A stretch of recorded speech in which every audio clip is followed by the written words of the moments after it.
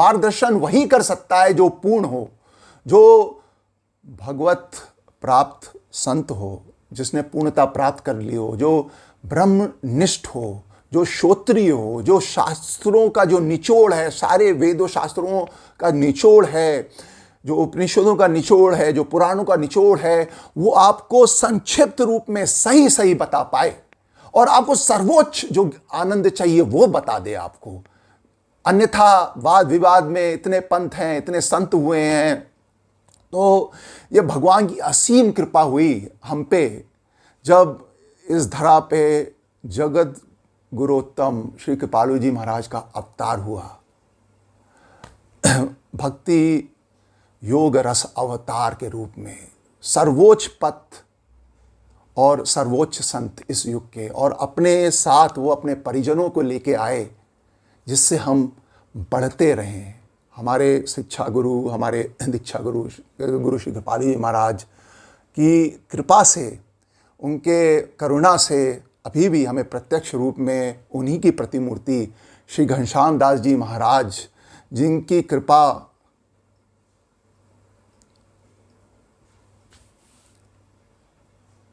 क्षमा कीजिएगा, जिनकी करुणा का कृपा का कोई और छोर नहीं है। श्री घनश्याम दास जी महाराज, श्री कृपालु जी महाराज की प्रतिमूर्ति, अगर उनकी करुणा नहीं होती, अगर उनकी कृपा नहीं होती, प्रत्यक्ष रूप में, व्यवहारिक रूप में, ये जो संसार की आसक्ति है, ये आपके अंदर जो है अहंकार बसा हुआ है, ये आपका ये केवल पढ़ने से और सुनने से नहीं जाएगा। ये प्रैक्टिकल में जब वो संत एक मूर्तिकार के ऊपर कार्य करता है, एक जो कुम्हार होता है, एक घड़े को सहारा भी देता है और बाहर से उसको छोड़ करके बड़े सहज रूप में एक सुंदर आकार दे देता है, एक सुंदर मूर्ति के रूप में आपको बना देता है, आपको आपके हृदय में प्रेम प्रकाशित कर देता है। तो ये प्रत्यक्ष संत में जो श्री गुरु कृपालु जी महाराज की कृपा से हमें घनश्याम दास जी महाराज का जो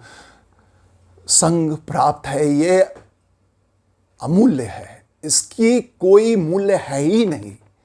क्योंकि जो शरणागति है, ये जो कृपालु जी महाराज के ही वचन है, ये प्रत्यक्ष में जो संत है उसके ही गाइडेंस में आप पूर्ण कर सकते हैं। क्योंकि आपको तो यही नहीं पता कि आपकी स्थिति कितनी दयनीय है, आपकी दरिद्रता कितनी गहरी है, आपका दुख इतना महान है कि आप उसको भी नहीं समझ पाए, क्योंकि आपने सुख की कभी अनुभूति की ही नहीं। आपने शांति क्या होती है, आप जो सर्वोच्च सुख क्या होता है, वो प्रेमानंद क्या होता है, ये हमने कभी जाना नहीं।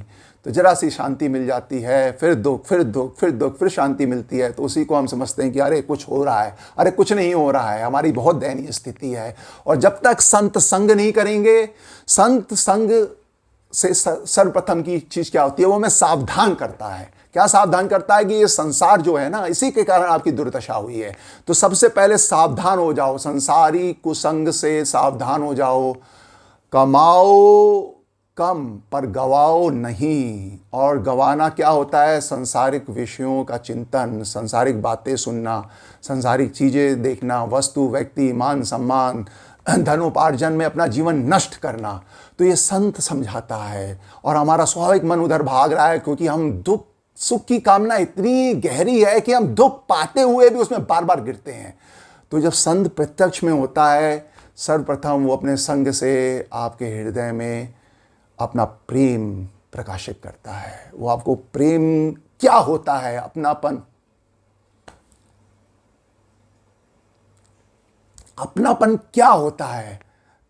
कोई आपको जब प्रेम करे सही सरल हृदय से, स्वार्थहीन हृदय से, तो उसकी अनुभूति तो भगवत प्रेमी होता है। तब आपको प्रतीत होता है कि अरे मैं, कोई है मुझे प्रेम करने वाला। ये होता है भगवत स्वरूप का प्रेम। आप कैसे भी हैं, आप अच्छे हैं, बुरे हैं, लाख आप में अवगुण हैं, पर संत आपको प्रेम करेगा, आपको अपना मानेगा। और तब आपको लगता है कि संत और भगवान आप से असली अपनापन करते हैं। वो आपके गुणों अवगुणों को नहीं देखते हैं, उनका स्वभाव इतना सरल होता है कि जो अगर वो हमारे अपराधों को देखने लग जाएं तो हमारा कभी उद्धार नहीं हो सकता। पर वो जो जिसको शरण में लेते हैं और जो उनकी शरण में जाना चाहता है, वो उसके अपराधों को, उसके दुर्गुणों को उसके देखते ही नहीं है जो पहले क्या है, अभी क्या है प्रत्यक्ष में, उसको देखते हैं। ये शरणागत होना चाहता है। तो महापुरुष सर्वप्रथम आपको ज्ञान देता है, आपको बताता है कि संसार से सावधान रहो।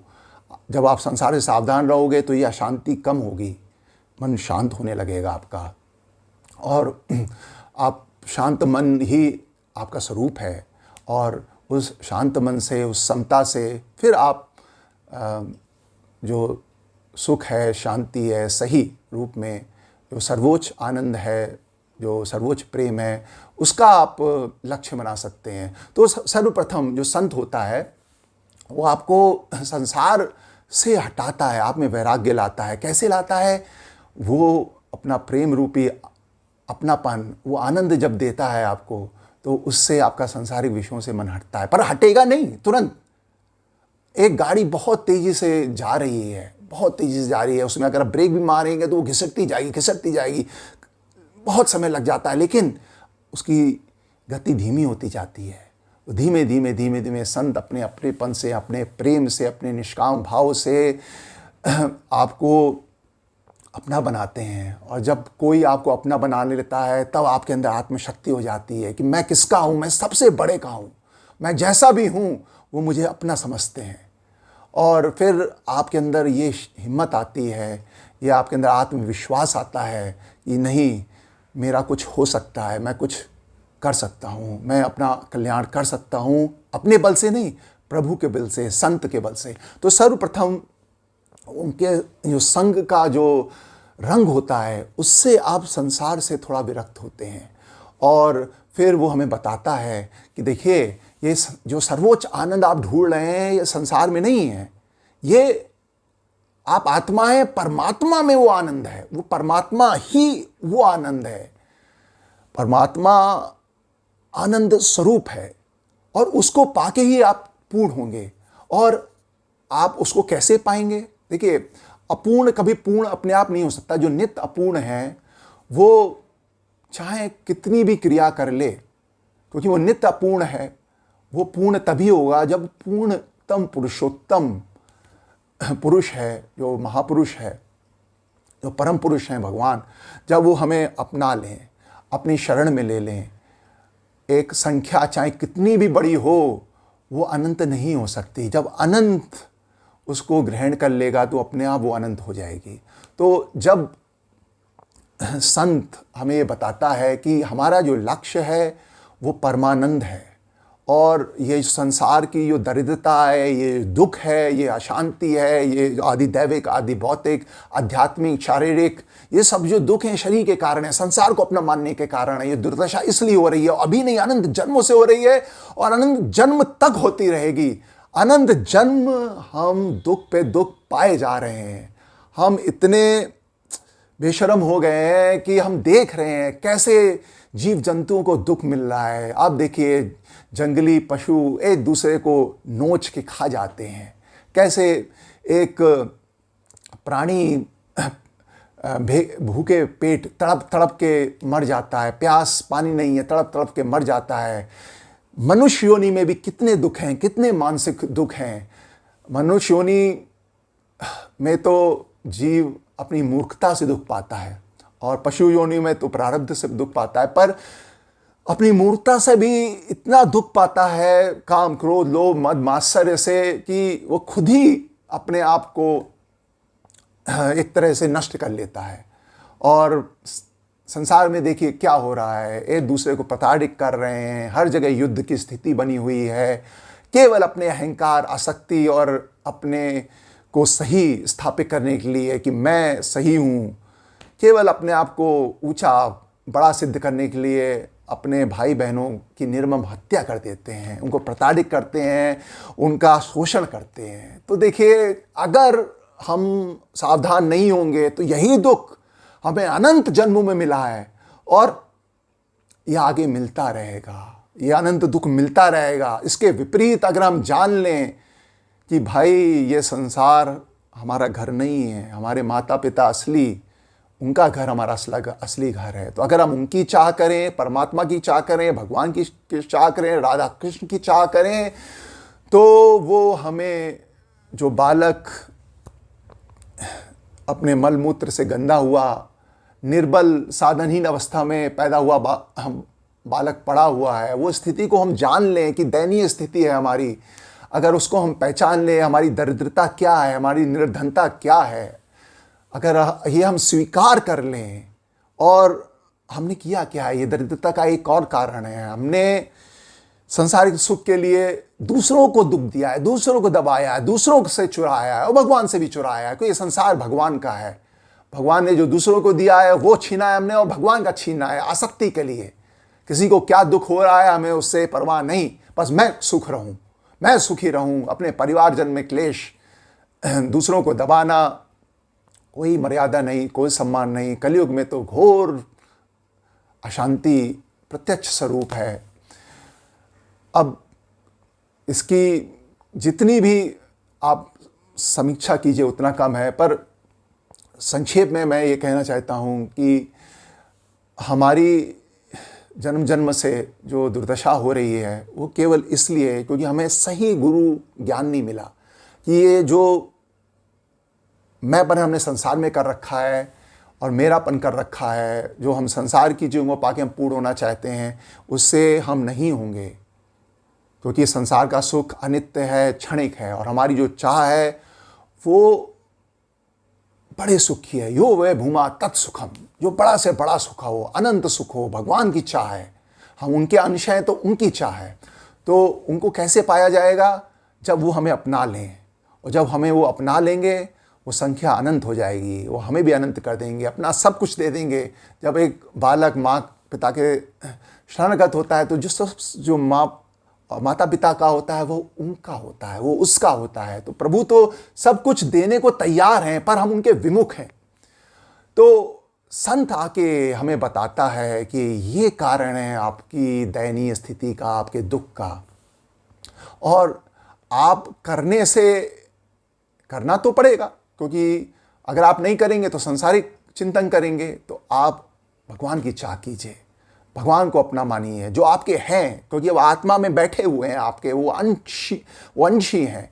तो जब आप किरण सूर्य की चाह करेगी तो ये संसार रूपी अंधकार भी प्रकाश हो जाएगा, और भगवान की कृपा से हमारा जो ये वासनात्मक जो अंतःकरण है ये स्वच्छ होने लगेगा, और माँ हमें अपने गोद में लेगी, राधा कृष्ण के हम गोद में एक आनंद का अनुभव करेंगे। और संत जब हमें मार्गदर्शन करता है, हमें समझाता है अपने वाक्यों से, वो ऐसी परिस्थितियों में हमें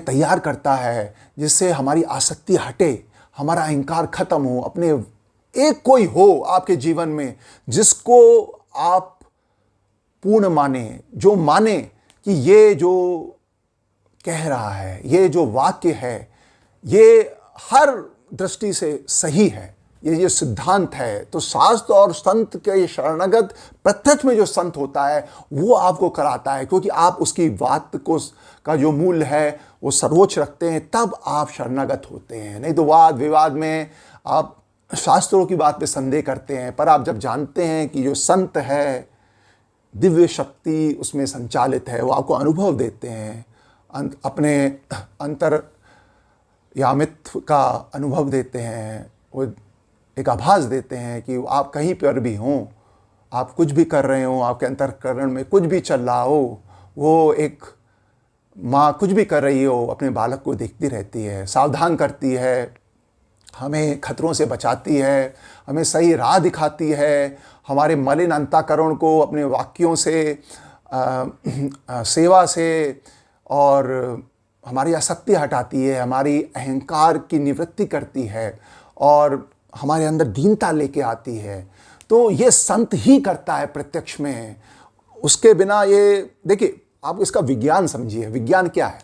विज्ञान ये है कि हमें जो अहंकार आता है वो जब कोई दूसरा हमें दिखता है कि हम कुछ हैं, हम में ये गुण है, हम कुछ विशेष हैं, मैं सही हूं, ये अहंकार का रूप होता है।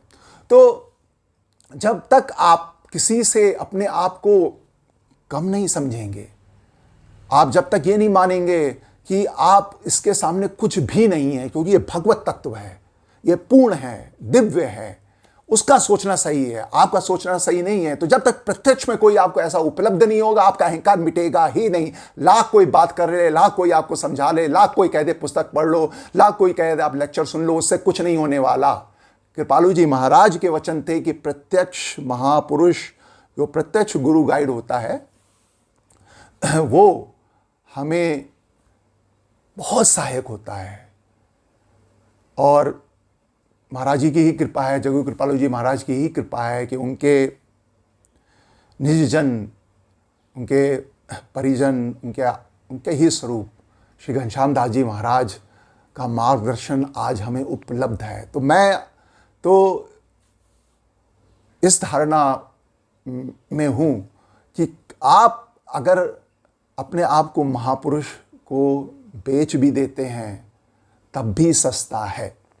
आपका आत्मकल्याण निश्चित है अगर आप प्रत्यक्ष में महापुरुष के शरणगत होते हैं, क्योंकि वो जल्दी से जल्दी आपको, आपके अंतःकरण को सही कर देगा।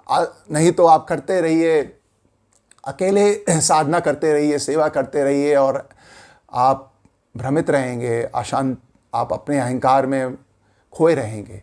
तो ये है जो संत संग का स्वरूप। संत संग से आपकी आसक्ति, अहंकार, अंधकार की निवृत्ति होती है। कैसे? सही ज्ञान से। और उस ज्ञान को प्रत्यक्ष में जो महापुरुष होता है वही स्थापित कर पाता है। ये प्रत्यक्ष क्रियाओं से होता है, व्यवहार से होता है, संग से होता है। ये केवल पढ़ने से और सुनने से नहीं होता है।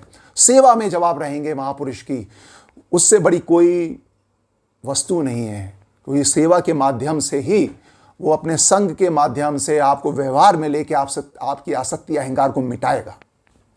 तो देखिए, हम इतने सौभाग्यशाली हैं कि आज हमें यह सब उपलब्ध है, मानव देह उपलब्ध है और हमें आभास है, सिद्धांत हमें समझ में आ गया है कि हम अनंत जन्म में दुखी हैं और अगर हमने ये अवसर का फ़ायदा नहीं उठाया तो हम ऐसे ही दुखी बन ही रहेंगे। और ये जो दुर्लभ अवसर है, ये हमें हाथ से नहीं जाने देना है। आज अभी हमारी जो अनेक जन्मों की बिगड़ी है ना, वो इसी जन्म में बन सकती है। जैसे तुलसीदास जी ने विनय पत्रिका में कहा है, बिगड़ी जन्म अनेक की अभई सुधरे आज, होए राम को नाम भजू तुलसी तजऊ समाज। जो अनंत जन्मों की हमारी बिगड़ी हुई है वो आज इसी जन्म में बन सकती है। कैसे? होए राम को। होए राम को मतलब, देखिए, हम संसार के हो गए हैं, हमारा मन, हमारा अंतःकरण मलिन हो गया है, क्योंकि आपने मैं, मेरापन, आपने उसको अपना अस्तित्व मान लिया है, आपने अंधकार को अपना लिया है। पर जब किरण समझ जाती है कि ये अनित्य संसार, परिवर्तनशील संसार नहीं है, हम अपरिवर्तनशील आत्मा है, हम नित्य आत्मा है, तो नित्य तत्व परमात्मा हमारा स्रोत, हमारा अंशी ही हमारा होगा। जब हम ये जान लेते हैं, हमारा अपनापन, जहाँ से हमें परमानंद, हमारा दिव्य स्वार्थ है, जब हमारा मन ऐसा बनाया गया है कि अगर हम ये अपने बुद्धि में बैठा लें कि हमारा जो स्वार्थ है, जो हम परमानंद चाहते हैं, हमारा जो स्वभाव है, ये भगवान को ही पाके हमें प्राप्त होगा, तो स्वाभाविक रूप से संसार से विमुख होने लग जाएंगे। क्योंकि हमारा स्वभाव होता है कि जहाँ हमारी स्वार्थ बुद्धि होती है, हम वहीं जाते हैं। तो मन आपका स्वाभाविक भगवान का चिंतन करने लग जाएगा। तो जो बिगड़ी, अनंत जन्मों की बिगड़ी हुई है आपकी, जो संसार में अपनापन और सांसारिक व्यक्ति वस्तु में अपनापन, मान सम्मान में अपनापन करना क्या, वो हटने लगेगा। और भगवान में जो अपनापन जो आपका है, असली में है, तो वो अंधकार, ये संसार भी आपको भगवत स्वरूप भान होने लगेगा। और इसका कार्य एक शक्ति के रूप में भगवान का होता है कि जो हमसे विमुख लोग हैं, इनको बताओ कि ये मैं, संसार मेरा नहीं है, संसार बनाने वाला मेरा है। तो ये भी बहुत ये जो माया शक्ति है जिससे संसार बना है, ये बहुत बड़ा योगदान देती है, हमें बताती है कि हमारी असली माँ वो है।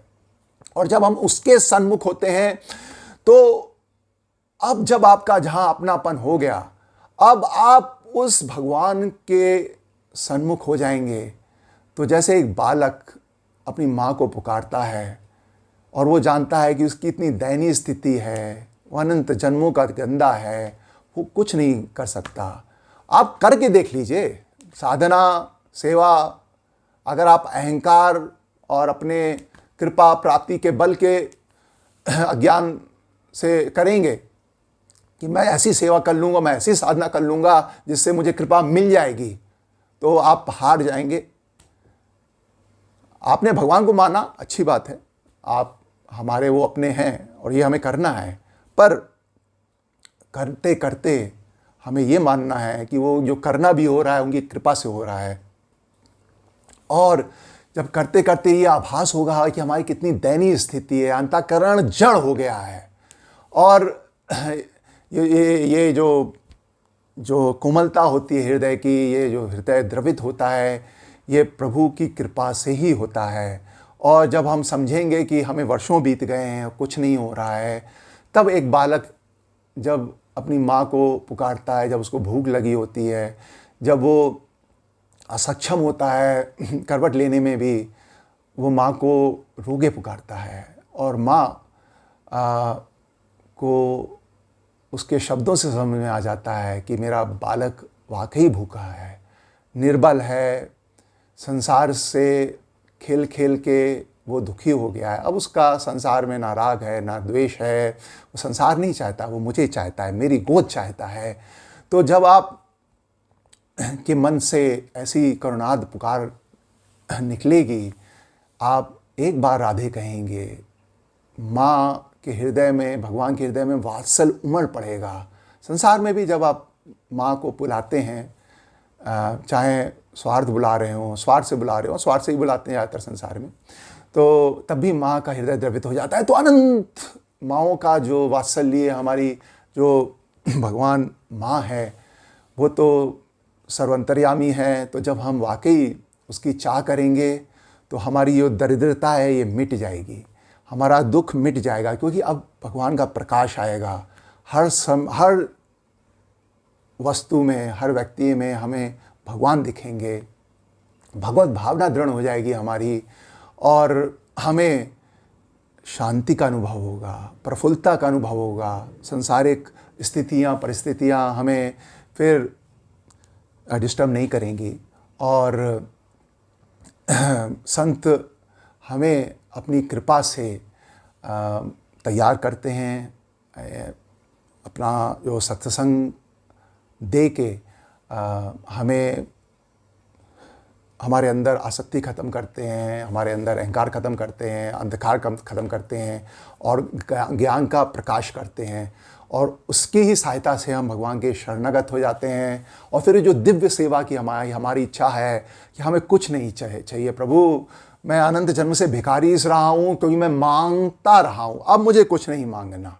सेवक धर्म ये होता है कि कुछ ना चाहे, और हमारा स्वामी भी ऐसा है, हमसे कुछ नहीं चाहता, वो हमें देना चाहता है। तो हम में भी वही स्वभाव धारण करना है। हमें भगवान के सुख के लिए उनकी सेवा, उनका प्रेम चाहिए, हमें वो प्रेम चाहिए। हमें उनके प्रेम की चाह बढ़ानी है, उनके दर्शन की चाह बढ़ानी है कि हम उनकी सेवा कर पाएँ, उनको सुख दे पाएँ। जब उनको सुख हो तब वो आएँ, पर हमें उनका प्रेम चाहिए उनकी सेवा के लिए, अपने सुख के लिए नहीं। और उनके मुख पर प्रसन्नता देख के हम सुखी होंगे, उनको सुखी देख कर हम सुखी होंगे। हमारी दरिद्रता है अपना सुख चाहने की। अध्यात्म में तो भगवान को कैसे भी भजो, भगवान की चाह करके, उनके दर्शन की चाह करके, अपने सुख की चाह करके भी भजो, तब भी भगवान इतने करुणाद हैं कि वो दर्शन दे देते हैं, आपका कल्याण कर देते हैं, आपको अपने धाम गोलोक बुला लेते हैं। देखिए, अब बहुत सारे हमारे शास्त्रों में उदाहरण आते हैं, कुब्जा, कुबड़ी।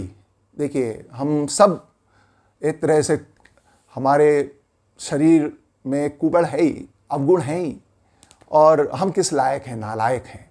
पर भगवान हमारे शरीर को नहीं देखते, हमारे मलिन अंतःकरण को नहीं देखते।